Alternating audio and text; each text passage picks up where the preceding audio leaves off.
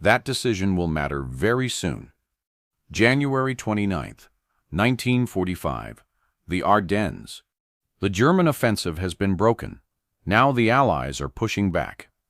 Company C, 508th Parachute Infantry, gets orders to capture the Belgian village of Holzheim.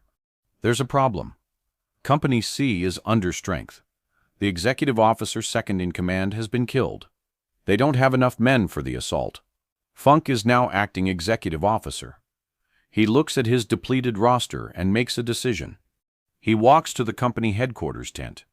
Inside are clerks, supply personnel, cooks, men who normally never see combat. "You're all infantry now," Funk tells them.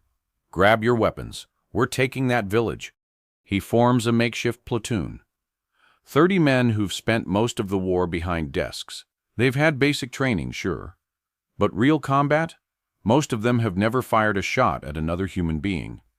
Funk doesn't care. He needs bodies. He'll turn them into soldiers.